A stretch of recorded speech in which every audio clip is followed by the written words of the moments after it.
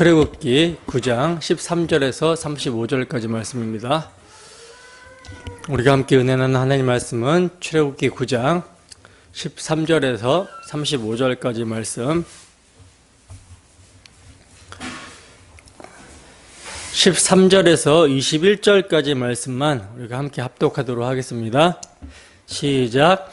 여호와께서 모세에게 이르시되 아침에 일찍이 일어나 바로 앞에 서서 그에게 이르기를 히브리 사람의 하나님 여호와의 말씀에 내 백성을 보내라. 그들이 나를 섬길 것이니라. 내가 이번에는 모든 재앙을 너와 내 신하와 내 백성에게 내려 온 천하에 나와 같은 자가 없음을 내가 알게 하리라. 내가 손을 펴서 돌림병으로 너와 내 백성을 쳤더라면 내가 세상에서 끊어졌을 것이나 내가 너를 세웠음은 나의 능력을 내게 보이고 내 이름이 온 천하에 전파되게 하려 하였음이니라. 내가 여전히 내 백성 앞에 교만하여 그들을 보내지 아니하느냐. 내일 이맘때면 내가 무거운 우박을 내리리니 애굽 나라가 세워진 그날로부터 지금까지 그와 같은 일이 없었더라. 이제 사람을 보내어 내 가축과 내 들에 있는 것을 다 모으라. 사람이나 짐승이나 무릇 들에 있어서 집에 돌아오지 않는 것들에게는 우박이 그 위에 내리리니 그것들이 죽으리라 하셨다 하라 하시니라. 바로의 신하 중에 여호와의 말씀을 두려워하는 자들은 그 종들과 가축을 집으로 피하여 들였으나 여호와의 말씀을 마음에 두지 아니하는 사람은 그의 종들과 가축을 들에 그대로 두었더라. 아멘. 여호와의 말씀을 마음에 두고 있는가? 여호와의 말씀을 마음에 두고 있는가? 라는 제목으로 하나님 말씀 증거하도록 하겠습니다. 여러분, 우리가 지난 시간에 살펴본 6번째 재앙이 어떤 재앙이었죠? 6번째 재앙이 무엇이었습니까? 모세가 하나님이 말씀하신 대로 화덕에 제 두 움큼을 가지고 바로의 목전에서 하늘을 향하여 날리자 그 재가 애굽 온 땅에 티끌이 되어 사람과 짐승에게 붙어서 악성 종기, 독종이 생기게 되는 그러한 재앙이었죠. 이 독종이요, 애굽의 모든 사람에게 생겨서 괴롭게 하는데 얼마나 독한지 애굽의 요술사들도 악성 종기로 말미암아 모세 앞에 서지 못했다라고 말씀을 합니다. 그런데 그럼에도 불구하고 바로는 그의 마음을 어떻게 가졌다라고 합니까? 완악하게 함으로 하나님의 말씀을 순종하지 않았다라고 그러죠. 여러분, 지금 바로의 마음이요, 악성 종기보다 더 독한 독종입니다. 그러면 바로만 그렇게 독종일까요? 바로는요, 그가 마음을 완악하게 하여 하나님의 말씀을 듣지 않으므로 재앙을 당해서 그의 나라 애굽이 아주 쑥대밭이 지금 되고 있는데요. 그러나 지금까지 바로가 하나님의 말씀을 듣지 않은 것은요, 모세의 지팡이가 뱀이 되는 것까지 포함하면 총 7번입니다. 그러니까 우리는 하나님의 말씀을 7번이나 받았음에도 마음을 완악하게 하여 그 말씀에 순종하지 아니하는 바로를 보면서 악하다라고 그러잖아요. 근데 우리는 하나님의 말씀을 몇 번 들었습니까? 우리 교회는 일주일에 수요일, 주일 2번 모이고 주일은 오전, 오후 이렇게 말씀을 들으니까 1년이면 52주, 한 주에 3번 말씀을 듣는다라고 하면 156번이나 말씀을 듣죠. 그렇다면 그 들은 하나님의 말씀에 우리가 순종하고 있습니까? 순종하고 있나요? 그러니 누가 더 독종인 거예요? 바로가 더 독종입니까? 아니면 우리가 더 독종입니까? 이따가 살펴보겠지만요, 애굽의 백성들 중 일부는 모세가 전한 하나님의 말씀대로 되는 것을 보게 되니까 그 하나님의 말씀을 두려워하여 말을 듣는 모습을 보게 되거든요. 그러니까 애굽의 백성들도요, 7번째는 말을 듣더라는 거예요. 그런데 오늘날 우리는 7번을 70번 정도 더 들어도 하나님의 말씀을 듣지 않습니다. 아니, 듣지 않는 정도가 아니라 듣기 싫은 잔소리로 여겨요. 하나님을 괴로워한다라는 거죠. 하나님의 말씀을 듣고 순종할 생각은 안 하고 마음을 완악하게 가지고는 듣기 싫어하는 것입니다. 제가 이렇게 말씀을 드리면 아니 목사님 우리가 뭘 그렇게 순종하지 않았습니까? 라고 이렇게 생각하시는 분들이 있을지 모르겠지만 출애굽의 목적은요, 택하신 자기 백성을 애굽에서 나오게 하는 것이며 그리하여 살아계신 하나님을 섬기게 하는 것입니다. 그렇다면 한번 생각해 보세요. 하나님께서는 오늘도 우리에게 내 백성아 거기서 나오라고 말씀을 하고 계시는데, 땅의 지체를 죽이고 위의 것을 찾으라고 말씀하고 계시는데 참으로 이러한 말씀에 순종하고 있습니까?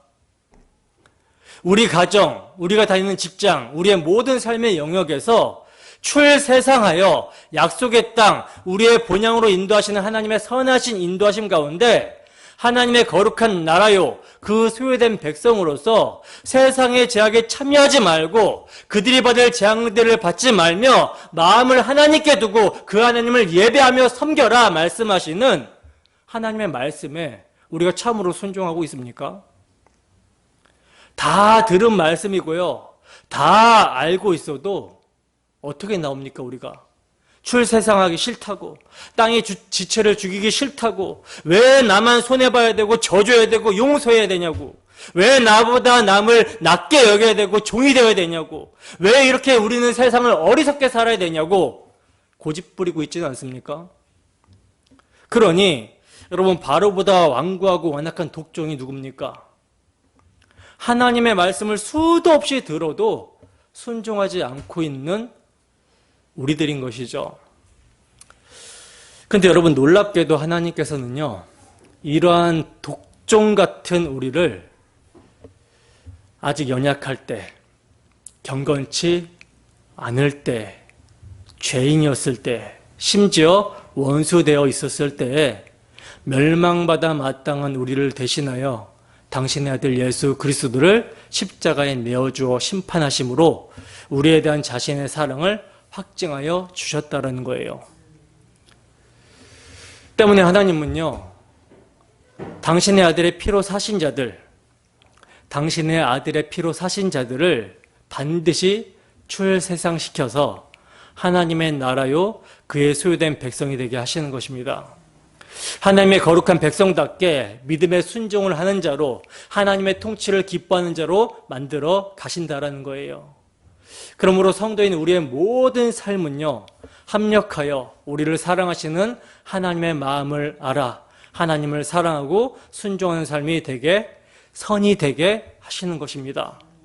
성도의 전 인생은 우리 주 예수 그리스도의 십자가 대속의 사랑을 알게 하시고 날 위해 흘리신 그리스도의 피를 믿음으로 의지하여 출세상하게 하시는 하나님의 선하신 섭리 가운데 있다는 거예요. 그리하여 궁극적으로 아들의 나라를 살게 하시며 그 아들의 통치를 받게 하시는 선이 되게 하신다는 것입니다. 이를 믿으십니까? 저는 확신합니다. 확신해요. 그래서 오늘도 주 예수의 피를 믿음으로 우리가 함께 출세상하자고, 출세상하는 삶을 살자고 외칠 수밖에 없는 것입니다. 선포되는 하나님의 말씀, 주 예수의 복음을 주 성령께서 오늘도 사용하여 주셔서 복음의 말씀이 지식에 넘치는 그리스도의 사랑으로 역사하기를 소원합니다. 그리하여 땅에 정박하려고 하는 우리의 옛사람은 죽었다고 여기고 그리스도와 함께 감춰진 생명, 위의 것을 찾고 주 예수의 나라에 속한 자로서 주의 통치를 기뻐하며 순종하는 우리 모두가 되기를 주님의 이름으로 축원합니다. 본문 13절 보겠습니다. 함께 했습니다. 시작.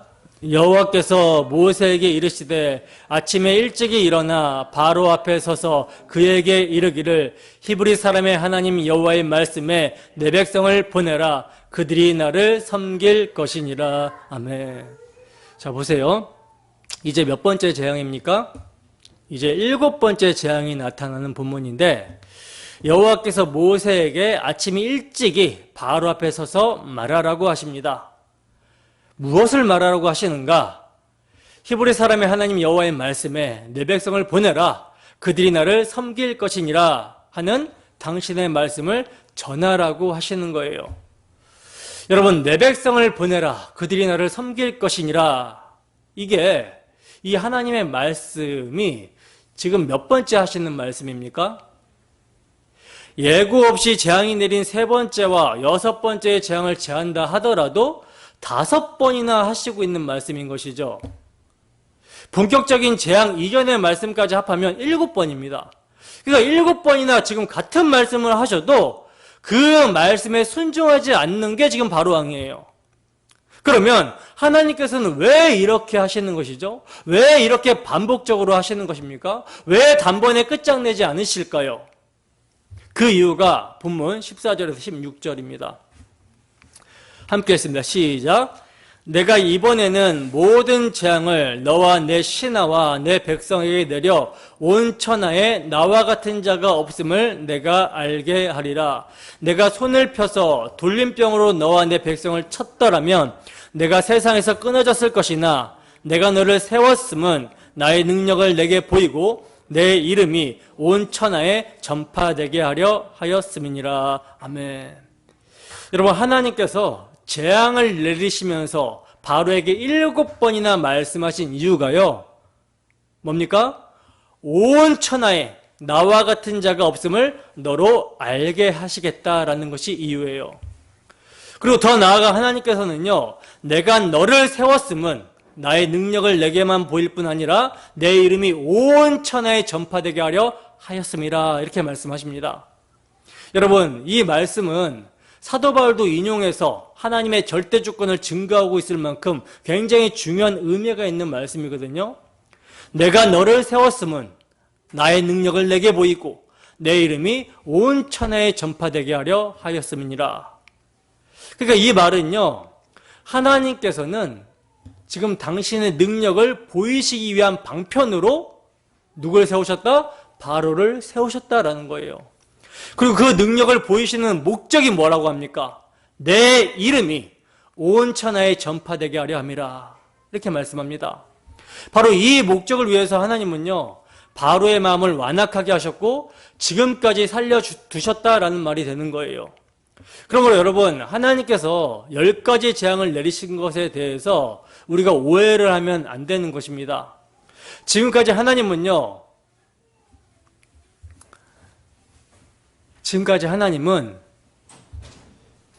바로를 마치 권투 선수가 상대방의 펀치를 6번이나 날렸는데 빗맞았다가, 아니면 위력이 약해서 넘어질 듯 하다가 다시 일어나게 되는 그런 식으로 재앙을 내리신 게 아니라는 거예요.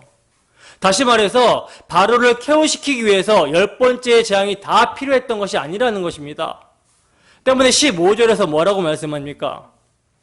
내가 손을 펴서 돌림병으로 너와 내 백성을 쳤더라면 내가 세상에서 끊어질 것이라고 말씀합니다. 즉, 한 방에 벌써 죽였을 수도 있었다라는 거예요. 그러나 그렇게 하지 않으신 이유를 뭐라고 말씀하십니까? 나의 능력을 내게 보이고 내 이름을 온 천하에 전파되게 하려 하심에서였다라고 말씀하고 있죠. 그렇다면 바로에게 보이시려고 하시는 그 능력이란 무엇을 가리키는 말씀일까요? 물론 모든 재앙을 가리킨다라고 말할 수 있겠지만, 그러나 이것을 평면적으로 생각해서는 부족합니다.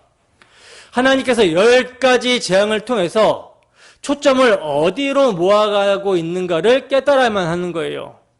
10장 1절에서 2절 말씀을 보시면 하나님께서 바로의 마음을 완악하게 하신 의도를 좀 더 자세히 밝히고 있는데, 출애굽기 10장 1절에서 2절 말씀 함께 읽습니다. 시작. 여호와께서 모세에게 이르시되 바로에게로 들어가라. 내가 그의 마음과 그의 신하들의 마음을 완강하게 함은 나의 표징을 그들 중에 보이기 위함이며, 내가 애굽에서 행한 일들 곧 내가 그들 가운데서 행한 표징을 내 아들과 내 자손의 귀에 전하기 위함이라. 너희는 내가 여호와인 줄 알리라. 아멘. 자, 보세요. 하나님이 바로의 마음을 완악하게 하신 의도를요, 내가 그의 마음과 그 신하들의 마음을 완강하게 함은 나의 표징을 그들 중에, 그러니까 바로에게 보이기 위함이며 내가 그들 가운데서 행한 표징을 내 아들, 그러니까 이스라엘 백성들, 이스라엘 자손의 귀에 전하게 하기 위함이라고 말씀을 하고 있어요. 즉 바로뿐만 아니라 이스라엘 자손들에게도 표징을 보여서 대대로 전하게 하기 위해서였다라는 것입니다. 그렇다면 그토록 하나님께서 보이시고 전하기를 원하시고 온 천하에 전파되게 하시려고 하는 표징이란 도대체 무엇인가? 그것은요 9가지 재앙이 아니라 마지막 재앙 때 등장하는 유월절 어린 양입니다. 바로 입장에서는요 모든 장자가 죽는 재앙이고요, 이스라엘 입장에서는요 그 어린 양의 피로 말미암아 구원을 받게 되는 표징인 거예요. 그래서 11장 1절에서는 뭐라고 말씀하고 있냐면 내가 이제 한 가지 재앙을 바로와 애굽에 내린 후에야 그가 너희를 여기서 보낼지니라 하고 이렇게 말씀하고 있는 것입니다. 그러니까 하나님이 보여주기를 원하신 거, 보여주고 전하시기를 원하신 것은요 10가지 재앙이 아니라 처음부터 한 가지 재앙이었다라는 거예요. 하나님은 처음부터 이를 계획하시고 여기에 초점을 맞추어서 추진해 나가셨던 것입니다. 그러므로 그 한 가지 재앙이 임하기까지는 하나님께서는요 바로의 마음을 완악한 대로, 완고한 대로, 강팍한 대로 내버려 두셔야 했다라는 거예요. 따라서 여러분, 하나님의 능력이란 무엇입니까? 유월절 어린 양의 피의 능력입니다. 이를 보이시기 위해서 바로를 살려주셨다라는 말이에요. 그 하나님의 능력이요 바로에게는 심판을 보이는 것으로 나타나지만 택하신 하나님의 백성들에게는 유월절 어린 양의 피가 상징하는 하나님의 아들 예수 그리스도를 십자가에 내어주심으로 구원하시는 희생의 사랑으로 나타나는 것입니다. 따라서 성도의 능력은요 하나님의 사랑이에요. 자기 아들을 아끼지 않고 대속물로 내어주시는 하나님의 사랑입니다. 그 사랑이 성도의 삶 속에서 그대로 연출이 되는 것을 뭐라고 합니까? 능력이라고 하는 거예요. 주 예수의 피가 능력으로 역사해서 땅에 정박하려고 하는 우리의 마음이 위의 것을 찾게 되는 거, 주의 말씀대로 사라지게 되는 거, 이게 하나님의 사랑의 능력, 급의 능력이라고 하는 거예요. 여러분, 하나님은요 재앙들을 통해서 육체의 힘, 권력, 명예, 건강과 부를 나타내 보이시려는 게 아닙니다. 물론 그런 힘도 하나님께 있죠. 하나님께서 하시고자 하시면요 가난하게도 하시며 부하게도 하시고 낮추기도 하시고 높이기도 하십니다. 세상의 모든 것이 하나님의 것이라고 성경은 증거하고 있고요, 금도 내 것이요 은도 내 것이요 라고 말씀합니다. 때문에 하나님이 하시고자 하시면 성도를 그렇게 만드실 수도 있어요. 그러나 문제는 이런 것으로는요 죄와 사망 가운데 있는 자들을, 마귀의 압제 가운데 있는 자들을 거기에서 벗어나게, 거기서 구출할 수 없다라는 것입니다. 따라서 그것이 성도의 능력이 아니라는 거예요. 하나님께서는 재앙을 통해 일을 보이시고 있는 것이죠. 힘, 권력, 명예, 건강, 부가요 눈에 보이는 것을 추구하며, 사실 러시아와 우크라이나 전쟁이나 이스라엘과 하마스 전쟁처럼 북한이 미사일 한 방만 이 나라에 발사해도 눈에 보이는 것을 추구했던 모든 것들이 허사가 됩니다. 힘, 권력, 명예, 건강, 부, 눈에 보이는 모든 것들을 추구하는 우리의 삶이 북한이 미사일 한 방만 내려 꽂아도 압이 규환이 된다라는 거예요. 다 허사가 된다라는 것이죠. 심지어 하나님이 오늘 밤 우리의 영혼을 부르신다면 그 애쓰고 노력하는 것들이, 그 추구하는 것들이 뭐가 됩니까? 다 허사로 돌아갑니다. 몸이 조금만 아파도 내가 원하는 것을 할 수가 없어요. 왜 이것을 생각하지 않는지 모르겠습니다. 따라서 마귀의 대리자 바로를 무릎 꿇게 하는 능력은요 바로 유월절 어린 양의 피로 나타난 하나님의 대속의 사랑입니다. 이를 잊지 않게 하기 위해서 하나님께서는 당신의 백성 이스라엘에게 유월절을 기념하여 대대로 계승시키심으로써 어린 양의 대속을 전하게 하셨던 거예요. 그렇다면 여러분, 하나님께서 이 표징을 통해서 내 이름이 온 천하에 전파되게 하려 하신 내 이름이란 어떤 이름이겠습니까? 어린 양의 실체가 누구예요? 예수 그리스도죠. 빌립보서 2장 9절에서 11절 말씀입니다. 함께 읽습니다. 시작. 이러므로 하나님이 그를 지극히 높여 모든 이름 위에 뛰어난 이름을 주사 하늘에 있는 자들과 땅에 있는 자들과 땅 아래에 있는 자들로 모든 무릎을 예수의 이름에 꿇게 하시고 모든 입으로 예수 그리스도를 주라 시인하여 하나님 아버지께 영광을 돌리게 하셨느니라. 아멘. 여러분, 온 천하에 전파되기를 원하시는 그 이름이 어떤 이름이라고요? 모든 이름 위에 뛰어난 이름을 주신 우리 주 예수 그리스도의 이름이었다라는 것입니다. 바로는요, 마귀의 예표로 등장하고 있는 인물인데 결국 하나님께서 마귀를 왜 세우셨는가, 왜 아직도 살려두시는가 라고 하는 문제에 대한 해답이 바로 예수 그리스도의 대속을 통해 하나님의 영광을 나타내기 위함이 되는 것입니다. 하나님의 능력을 보이시기 위함이 되는 거예요. 본문 17절에서 18절입니다. 함께 했습니다. 시작. 내가 여전히 내 백성 앞에 교만하여 그들을 보내지 아니하느냐. 내일 이맘때면 내가 무거운 우박을 내리리니 애굽 나라가 세워진 그날로부터 지금까지 그와 같은 일이 없었더라. 아멘. 자, 보세요. 여전히 교만하여 하나님의 백성을 보내지 않는 바로에게 하나님께서는 이제 우박재앙을 내리실 것을 말씀하십니다. 그러나 여러분, 이 재앙을 내리시는 하나님의 목적은요, 바로의 교만함을 꺾는 것이 목적이 아니라는 사실을 우리가 알아야 돼요. 왜냐하면 바로는 끝까지 교만하기 때문입니다. 유월절 사건 때에도 교만해요. 교만하다라는 것은 뭐죠? 하나님을 끝까지 믿지 않기 때문에 하나님의 말씀에 순종하지 않는 완악함인 거거든요. 그렇기 때문에 하나님은요, 바로를 변화시키거나 바로를 고치시려고 하시는 것이 아니라 바로의 독종 같은 고집과 교만함이 이스라엘 백성들에게도 고스란히 있음에도 불구하고 그들을 구원하시며 그들을 고쳐 나가시는 것을 통해 하나님의 신실하심과 인자하심을 보여주시고자 하시는 것입니다. 따라서 바로의 모습은요, 광야 이스라엘 백성들에게 고스란히 나타나고 있고요, 광야 이스라엘 백성들의 모습은 지금 이 땅에서 광야 인생을 살고 있는 우리의 모습 속에서 고스란히 나타나고 있다는 것을 우리는 발견해야 되는 거예요. 그렇다면 교만한 바로와 그에 따른 재앙을 보면서 우리에게 어떤 반응이 나타나야 마땅합니까? 어떤 반응이 나타나야 마땅한 것이죠? 바로와 같은 자신의 완악함의 죄에 대한 애통함이 있어야 되는 것이죠.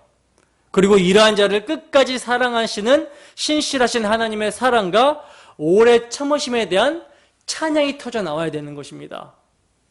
이것이 본문을 대하는 성도의 자세이며 반응이어야 된다는 거예요. 본문 19절에서 21절 말씀입니다. 함께 하겠습니다. 시작. 이제 사람을 보내어 내 가축과 내 들에 있는 것을 다 모으라.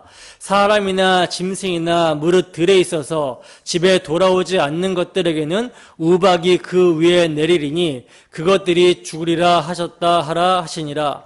바로의 신하 중에 여호와의 말씀을 두려워하는 자들은 그 종들과 가축의 집으로 피하여 들였으나 여호와의 말씀을 마음에 두지 아니하는 사람은 그의 종들과 가축을 들에 그대로 두었더라. 아멘.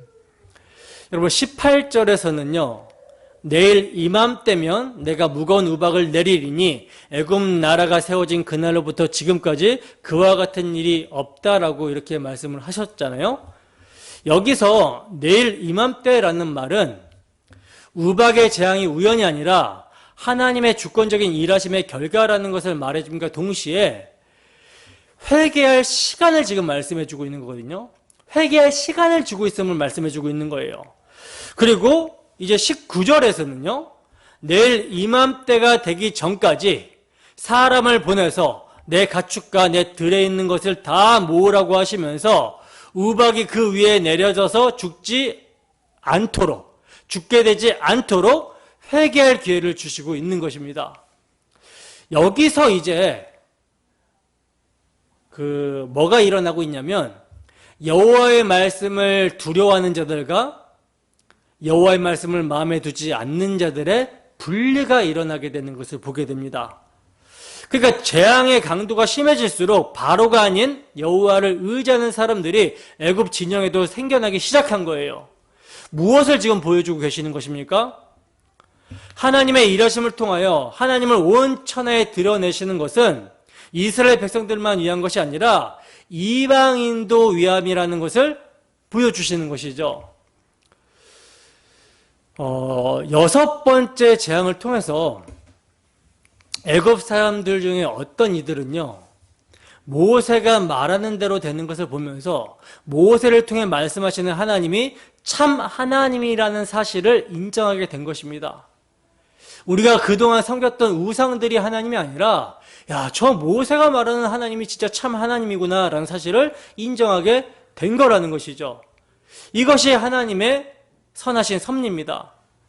계시록에서는요, 재앙과 재앙 사이에 종종 복음을 전파하라는 말씀을 보게 됐는데 보통 이러한 재앙에도 회개하지 않고 우상을 숭배하더라 하면서 이러한 말씀이 주를 이루고 있지만 그러나 그 재앙으로 인해 하나님의 말씀을 두려워하며 영광을 하나님께 돌리는 자도 생겨난다라고 말씀을 하고 있어요.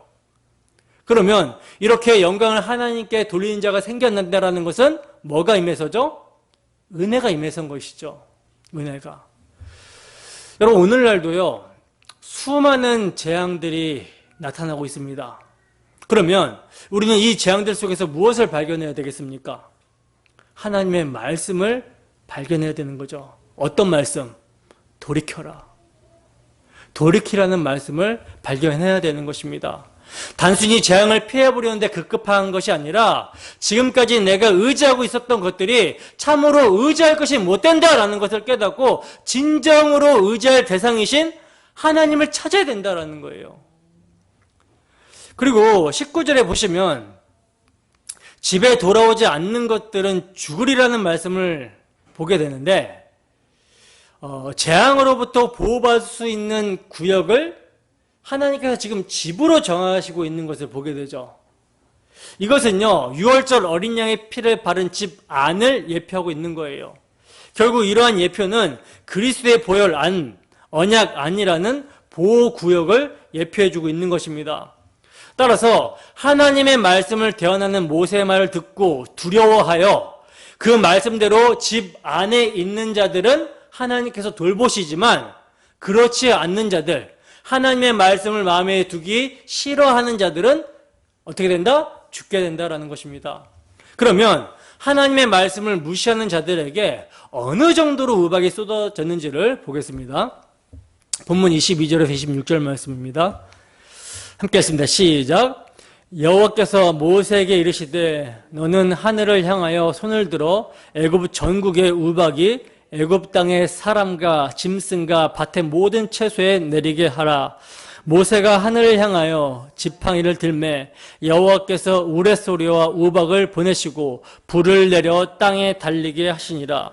여호와께서 우박을 애굽 땅에 내리심에 우박이 내림과 불덩이가 우박에 섞여 내림이 심히 맹렬하니 나라가 생긴 그때로부터 애굽 온 땅에는 그와 같은 일이 없었더라.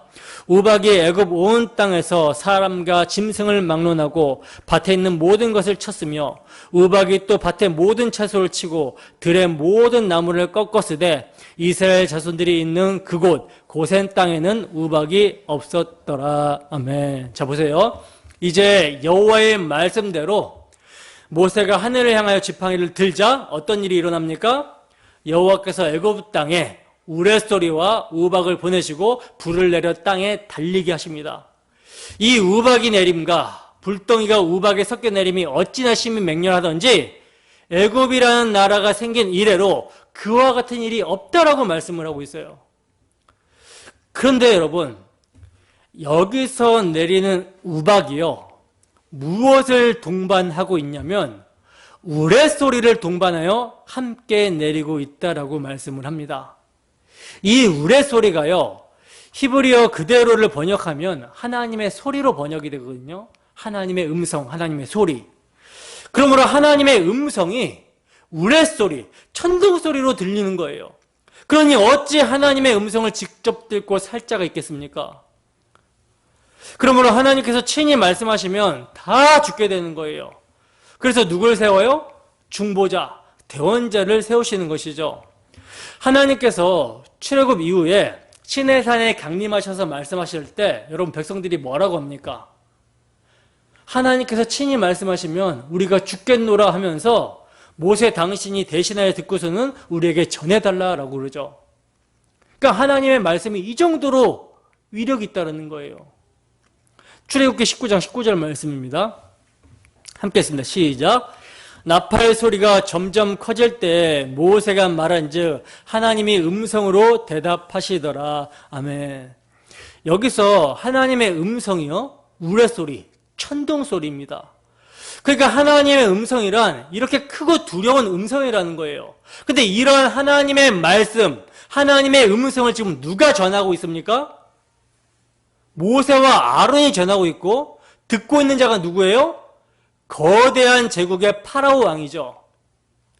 이 왕은요, 태양의 아들로 신이라고 추앙받고요, 뱀의 모양을 하고 있는 황금 지팡이를 들고 있습니다.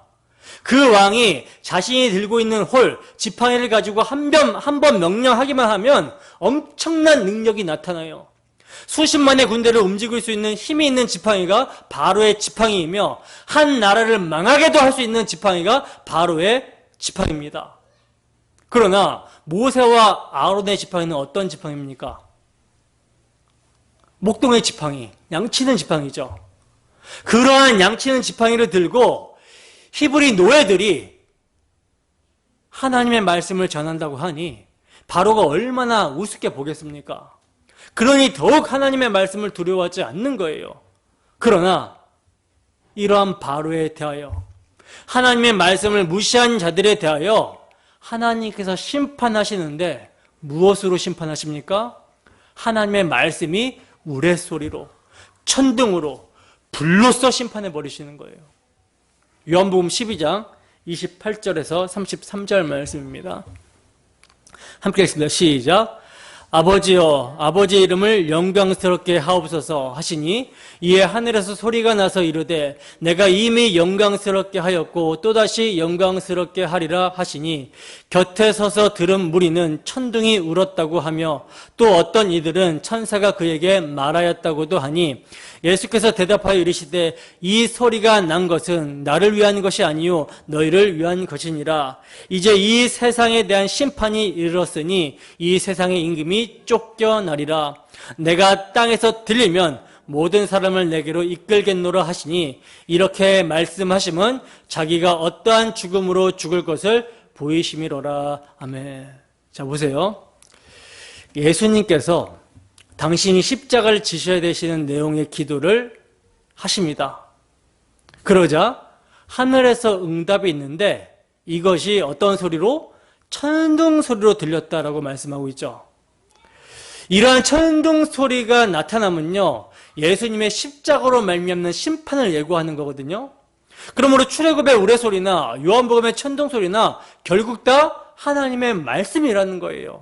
예수 그리스도의 십자가 대속을 믿는 자는 하나님의 말씀이 그들을 심판해서 구원하는 말씀이 되지만, 믿지 않는 자들에게는 하나님의 말씀이 심판으로 나타나게 된다는 것입니다. 여러분, 우리가 이런 말씀을 믿으십니까? 그렇다면 어떻게 살아야 됩니까? 하나님의 말씀에 순종하여 그리스도의 대속의 피를 믿어야 되는 것이죠. 그 피를 믿음으로 출세상해야 되는 거예요. 이것이 순종입니다. 더 나아가 이러한 세상을 따라 살게 되면 심판을 받게 됩니다 라고 이렇게 말해야 되는 것입니다. 이게 증인인 것이죠. 듣든지 듣지 않던지 이러한 세상을 따라 살면은 심판을 받습니다 라고 우리는 외쳐야 되는 거예요. 이게 사실 정말 최고의 사랑이거든요. 최고의 사랑이죠. 왜? 우리는 지금 임박한 진노의 심판을 십자가를 통해서 보고 있으니까 하나님께서 그 때를 감축하시고 감화해버려서 이제 정말로 세상에 종말이 오게 되면, 예수님 재림하시게 되면 다 끝나는 거예요. 그러니까 우리는 이러한 종말을 피하라고, 심판을 피하라고 외치는 것이 사랑입니다. 어떤 분들은 예수천당 불신지옥이라고 이렇게 말을 하면 사람들이 거북해한다 라고 하면서 사랑 없는 표현이다 라고 하는 그 책을 제가 그래서 본 적이 있는데 제가 확 반감이 들었거든요. 그런 책을 보면서. 아니, 예수천당 불신지옥이 왜 사랑이 아니라고 하는가? 이거는 최고의 사랑의 표현인데, 물론 불신자들은 듣기 싫어하겠죠. 정신 나간 사람이라고 생각하겠죠. 그러나 우리는 이걸 실제로 믿잖아요. 믿으니까 하는 거예요. 믿으니까 전하는 거예요. 그러면 그렇게 믿으니까 전하는 것에 대해서 우리는 박수를 쳐주면서 우리가 그렇게 하지 못하는 것에 대해서 우리 자신을 돌아봐야 되는데, 불신자들에게 거부감을 주는 사랑 없는 표현이라고. 이게 어떻게 사랑 없는 표현입니까? 정직한 표현이지. 여러분, 우리가 이러한 전도를 못하고 있는 이유가 무엇입니까?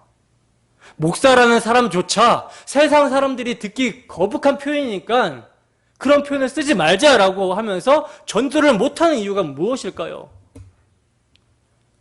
우리가 지금 심판받을 세상에서 떠날 마음이 없기 때문은 아닌가?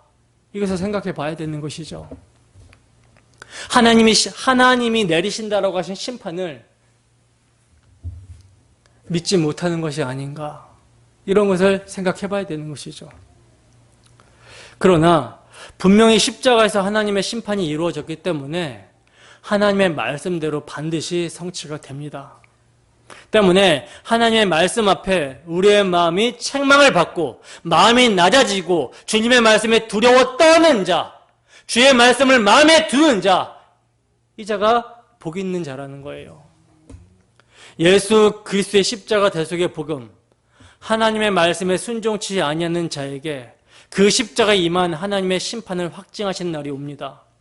그때에 구약의 틀을 그대로 가지고 예수 그리스도의 십자가 대속의 피를 믿지 않고 거부한 자들을 하나님께서 심판하신다라고 하시는 거예요. 계시록 16장 17절에서 21절 말씀입니다. 함께 읽습니다. 시작. 일곱째 천사가 그 대접을 공중에 쏟음에 큰 음성이 성전에서 보좌로부터 나서 이르되 되었다 하시니 번개와 음성들과 우레소리가 있고 또 큰 지진이 있어 얼마나 큰지 사람이 땅에 있어 온 이래로 이같이 큰 지진이 없었더라. 큰 성이 세 갈래로 갈라지고 만국의 성들도 무너지니 큰 성 바벨론이 하나님 앞에 기억하신 바 되어 그의 맹렬한 진노의 포도주 잔을 받음에 각 섬도 없어지고 산악도 간데 없더라. 또 무게가 한 달란트나 되는 큰 우박이 하늘로부터 사람들에게 내림에 사람들이 그 우박의 재앙 때문에 하나님을 비방하니 그 재앙이 심히 크미러라. 아멘. 보세요. 마지막 때의 심판이요, 출애굽기의 우박 재앙과 다를 바가 없죠. 근데 여기에는 우박 무게가 기록이 되어 있거든요. 21절에 보면요, 한 달란트라고 말씀합니다. 한 달란트, 우박 무게가. 이 한 달란트가 약 100근이에요. 100근. 100근이면 여러분 몇 킬로입니까? 제 몸무게 정도 되는 거예요. 60킬로. 아니군요. 제 몸무게 정도 되는 거예요. 60kg 조금 오버해서. 그러니까 이러한 우박이요, 하나가 내려지는 게 아니라 전역에, 전 세계적으로 쏟아붓는 거예요. 어떻게 되겠습니까? 막 다 터져서 죽겠죠. 이러한 우박이 계속 내리게 하심으로 아들의 복음을 거부하고 출세상하지 않는 자들을 심판하신다라는 것입니다. 그러나 아들의 복음을 믿는 자들은요, 하나님의 말씀을 믿고 두려워 떨며 순종하는 자들, 하나님의 말씀이 그 안에 있는 자들은 그 심판에서 구원하십니다. 사실 이스라엘 백성들이나 애굽 사람들이나 똑같이 죄인이기 때문에 똑같이 우박에 맞아 죽어야 됩니다. 그렇잖아요. 그런데 이스라엘이 있던 땅 고센에는 우박이 없다라고 말씀을 하고 있어요.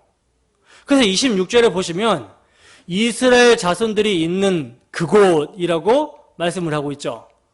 이것은 고센 땅이 어떤 특별한 땅이라는 말이 아니라 이스라엘 자손들이 특별하다라는 것을 의미합니다. 그러면 이스라엘 자손들, 이들이 왜 특별합니까? 왜 특별하죠? 왜 이들이 살고 있는 지역에는 심판이 일어나지 않는 것입니까? 바로 이들이 하나님과 언약관계에 있기 때문에 특별한 것이죠. 하나님은요, 죄인이냐 의인이냐를 따지지 않습니다. 왜냐하면 모두가 다 죄 아래, 율법 아래, 심판 아래, 진노 아래에 있는 죄인이기 때문이라는 거예요. 하나님은요, 그러한 죄인이 당신의 긍휼하심으로 말미암아 언약 안에서 의인이 되기를 원하십니다. 그래서 죄인 이스라엘을 언약 안으로 집어넣으시고 이 언약의 수혜자들을 하나님이 어떻게 보호하여 주시고 어떻게 사랑하시는지를 보여주심으로 말미암아 신실하신 하나님의 사랑을 나타내시고 있는 거예요. 그러나 여러분, 고센 땅에 우박이 없었던 것으로 안주해서는 안 되는 것이죠. 다른 말로 예수 그리스도의 십자가 대속의 피를 믿고 죄로 말미암는 진노, 형벌만 면하게 되었다라는 것으로 안주하면 안 되는 거예요. 왜냐하면 십자가 대속의 목적은 우리를 형벌로부터 구원해내는 것이 목적이 아니라 약속의 땅에서 하나님은 그들의 하나님이 되고 그들은 하나님의 백성이 되는 것이기 때문입니다. 이게 여러분 구원의 목적이에요. 예수님께서 죄와 사망의 저주를 우리를 대신해서 받으심으로 그 형벌을 대신 받으신 목적은요, 그 형벌 자체가 목적이 아니라 하나님의 자녀 되게 하심이 목적이고 하나님과 함께 하시기 위한 것이 목적이고 하나님과 화목하며 하나님을 섬기게 하는 것이 목적입니다.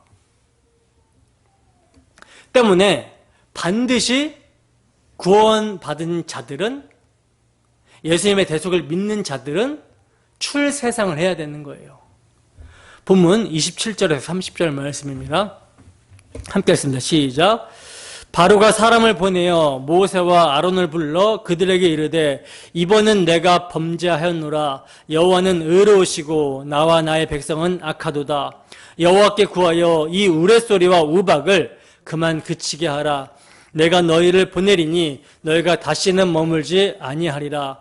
모세가 그에게 이르되 내가 성에서 나가서 곧 내 손을 여호와를 향하여 펴리니 그리하면 우레소리가 그치고 우박이 다시 있지 아니할지라. 세상이 여호와께 속한 줄을 왕이 알리이다. 그러나 왕과 왕의 신하들이 여호와 하나님을 아직도 두려워하지 아니할 줄을 내가 아나이다. 아멘.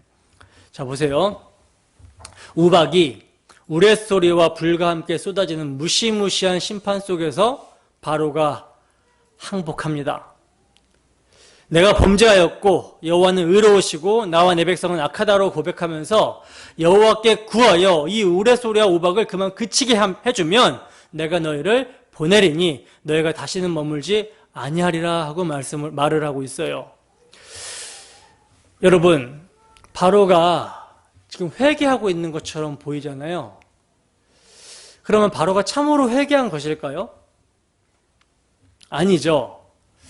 바로의 회개는요, 거짓 회개인데 거짓 회개의 특징을 지금 오늘 본문은 보여주고 있거든요. 거짓 회개의 특징은 제한을 두는 회개이며 유사한 고백이고 그리고 조건적인 회개입니다. 이게 거짓 회개의 특징이에요. 우선 바로는요, 이번에는 내가 범죄하였다라고 고백합니다. 그러니까 다 범죄한 것이 아니라 이번에는 이라고 하면서 제한을 두는 회개를 하고 있죠. 그리고 여호와는 의로우시고 나와 나의 백성은 악하다라고 고백을 하는데 이는 마치 회개를 한 것처럼 보이잖아요. 회개 고백처럼 보이잖아요. 그러나 유사 회개입니다. 왜냐하면 그의 목적은 단지 재앙을 피하는 것에 있기 때문이라는 거예요. 그래서 조건적으로 여호와께 구하여 이 우레소리와 우박을 그만 그치게 해주면 백성을 보내주겠다라고 하는 것입니다. 그러나 여러분, 진정한 회개는 어떤 회개입니까? 하나님의 손을 거두어 달라고 하기 이전에, 하나님의 재앙을 거두어 달라고 하기 이전에 하나님 앞에서 자신이 죽어 마땅한 존재임을 알고, 따라서 하나님이 지금 당장 죽인다 할지라도 하나님은 의로우시다고 고백해야 되는 것이 마땅한 것이죠. 지금 당장 나는 지옥에 가도 아무런 변명할 수 없는 죄인입니다. 때문에 하나님께서 저를 지옥에 보내셔도 하나님은 의로우십니다. 라는 고백이 올바른 회개를 한 사람의 고백인 거예요. 물론 지금 바로는 하나님은 의로우시다고 고백을 했습니다. 그러나 문제는요, 그가 의로우신 하나님을 의지하지 않고 있다는 것이 문제예요. 그는요, 자신의 영혼의 고통은 보지 못하고요, 육신의 고통, 우박으로 인한 재앙, 육신의 고통만 보고 간구하고 있는 것입니다. 그러나 참으로 회개는 성령의 역사이기 때문에 반드시 자신의 영혼을 보게 됩니다. 다윗의 회개를 보세요. 시편 51편 3절에서 5절 말씀, 7절에서 11절 말씀, 15절에서 17절 말씀 함께 했습니다. 시작. 물은 나는 내 죄가를 아오니 내 죄가 항상 내 앞에 있나이다. 내가 주께만 범죄하여 주의 목전에 악을 행하였사오니 주께서 말씀하실 때 의로우시다 하고 주께서 심판하실 때 순전하시다 하리이다. 내가 죄악 중에서 출생하였으며 어머니가 죄 중에서 나를 잉태하였나이다. 웃을초로 나를 정결하게 하소서. 내가 정하리이다. 나의 죄를 씻어주소서. 내가 눈보다 희리이다. 내게 즐겁고 기쁜 소리를 들려주시사 주께서 꺾으신 뼈들로 즐거워하게 하소서. 주의 얼굴을 내 죄에서 돌이키시고 내 모든 죄악을 지워주소서. 하나님이여, 내 속에 정한 마음을 창조하시고 내 안에 정직한 영을 새롭게 하소서. 나를 주 앞에서 쫓아내지 마시며 주의 성령을 내게서 거두지 마소서. 주여, 내 입술을 열어주소서. 내 입이 주를 찬송하며 전파하리이다. 주께서는 제사를 기뻐하지 아니하시나니 그렇지 아니하면 내가 드렸을 것이라. 주는 번제를 기뻐하지 아니하시나이다. 하나님께서 구하시는 제사는 상한 심령이라. 하나님이여, 상하고 통회하는 마음을 주께서 멸시하지 아니하시리이다. 아멘. 회개가 뭔지 아시겠습니까? 이런 회개가 여러분 진정한 회개죠. 그러니까 지금 바로는요, 하나님의 손을 두려워해서 회개하는 모습을 보이고 있는 것이지 하나님 자체를 두려워하지 않는 것입니다. 즉 경외심이 없다라는 거예요. 이게 이제 30절에 모세의 말에서 드러나고 있죠. 그러나 왕과 왕의 신하들이 여호와 하나님을 아직도 두려워하지 아니할 줄을 내가 아나이다. 더 나아가 성경은요, 바로가 여호와를 두려워하지 않는 이유를 이렇게 말씀을 하고 있어요. 본문 31절에서 32절 말씀입니다. 함께 했습니다. 시작. 그때 보리는 이삭이 나왔고 삼은 꽃이 피었으므로 삼과 보리가 상하였으나 그러나 밀과 쌀보리는 자라지 아니한 고로 상하지 아니하였더라. 아멘. 무슨 말인지 이해가 되십니까? 바로가 왜 여호와를 두려워하지 않는 이유 아시겠습니까? 그러니까 바로가 아직까지 믿을 구석이 있다라는 거예요. 뭘 믿고 있습니까? 밀과 쌀보리는 상하지 않았기 때문에 이것을 의지하고 있었던 것입니다. 그러나 하나님의 심판 앞에서 밀과 쌀보리는 의지할 것이 되지 못하죠. 이미 우박 재앙으로 인해서 애굽 저녁이 쑥대밭이 되는 것을 봤잖아요. 그런데도 조금의 희망을 놓지 않고 있는 거예요. 밀과 쌀보리를 의지하고 있는 것입니다. 아직도 바로가 깨닫지를 못하고 있는 것이죠. 밀과 쌀보리를 의지하여 하나님을 두려워하지 않고 교만을 떨고 있는 거예요. 여러분, 성경은 돈을 사랑함이 일만 악의 뿌리가 된다고 말씀합니다. 그리고 이것을 탐내는 자들은 미혹을 받아 믿음에서 떠나 많은 근심으로써 자기를 찌른다고 말씀을 하고 있어요. 여러분, 우리로 하여금 하나님을 두려워하지 못하게 하고 하나님을 경외하지 못하게 하는 것이 무엇입니까? 그것이 우리의 돈과 연결이 된 것이라면 참으로 이 시간 자신을 점검해 봐야 되는 거예요.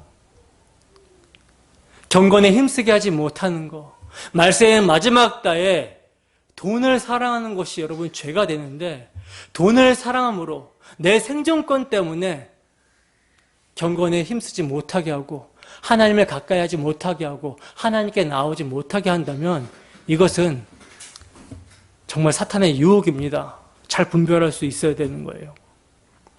본문 33절에서 35절 말씀입니다. 함께 읽습니다. 시작.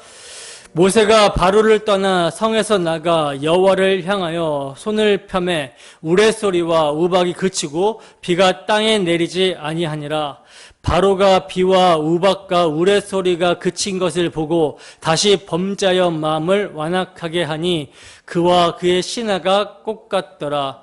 바로의 마음이 완악하여 이스라엘 자손을 내보내지 아니하였으니 여호와께서 모세에게 말씀하신가 같더라. 아멘. 자, 보세요. 바로가 지금 일시적인 회개였다라는 것을 입증하고 있죠. 상황이 바뀌고 살만하니까 어떻게 돼요? 또다시 예전으로 돌아가는 거예요. 다시 마음을 완악하게 하더라는 것입니다. 근데 이것이요, 여호와께서 모세에게 말씀하신가 같았더라 하고 말씀합니다. 그러니까 결국은 은혜를 입지 못한 자들은 마음이 완악하게 돌아가는 거예요. 한때는 정말 모든 것을 잃고 나서 하나님만이 나의 힘입니다. 예수 그리스도의 복음만이 참 복음입니다. 이렇게 이제 회개하는 모습을 보였다가 다시 조금 일어나고 뭔가 좀 잘되고 좀 생활이 윤택해지고 편안해지니까 내가 언제 예수님 한 분만으로 만족했냐라고 하면서 마음을 완악하게 하고 세상을 따라서 살아가게 되는 거, 세상의 돈을 따라가고 명예를 따라가고 권력을 따라가게 되는 거, 이게 뭘 입지 못했다는 것입니까? 은혜를 입지 못해서 그런 거예요. 긍휼을 입지 못했기 때문에 마음이 완악하게 돌아가게 되는 것입니다. 그래서 재앙이 구원의 재앙이 되는 것이 아니라 그 마지막이 뭐가 됩니까? 심판이 재앙이 되는 거예요. 여러분, 하나님께서는요, 재앙을 통해 예수 그리스도를 통한 하나님의 구원의 능력을 보이시기를 원하십니다. 그리고 구원의 이름, 능력의 이름, 그리스도의 이름이 전파되기를 원하세요. 그러나 과연 누가 이 이름을 전파하여 하나님께 영광을 돌릴 수 있겠습니까? 하나님의 은혜가 임해야 된다는 것이죠. 하나님의 은혜가 임하여 바로와 같이 완악한 마음이 부드러워진 자들, 그리하여 하나님의 말씀 앞에 두려워 떠는 자들, 경외하는 자들이 그 이름을 전파하여 하나님께 영광을 돌릴 수 있는 것입니다. 그들이 바로 유월절 어린 양의 피로 구속함을 받은 이스라엘, 그리스도께서 피로 사신 교회인 거예요. 따라서 교회인 우리는요, 이 복음을 대대로 계승하며 전파해야 될 사명이 있는 것입니다. 그러기 위해서는 먼저 무엇이 필요합니까? 먼저 우리 자신을 돌아봐야 되는 거죠. 우리의 죄 때문에 그리스도께서 보혈의 피를 흘리셨다는 사실을 언제나 기억해야 되는 것이고, 죄에 대한 진정한 애통으로 철저한 회개가 있어야 되는 것이죠. 그러할 때 하나님을 경외하며 그분의 은혜를 찬송하고 전파할 수 있게 되는 것입니다. 이게 여러분 복음의 능력이에요. 여러분, 이 복음의 능력을 경험하십니까? 복음의 말씀을 능력 있게 적용하시는 주 성령의 역사가 우리에게 충만하기를 소원합니다. 그리하여 복음의 능력을 날마다 경험하며 세상에 나아가서 십자가 사랑을 우리의 입을 열어 삶을 통해 선포하며 온 천하에 하나님과 같은 분은 없다라는 것과 물이 바다 덮음같이 여호와의 영광을 인정하는 것이 가득하게 되기를 간절히 소원합니다. 이러한 주의 은혜가 우리 모두에게 있기를 주님의 이름으로 축원합니다. 기도하겠습니다.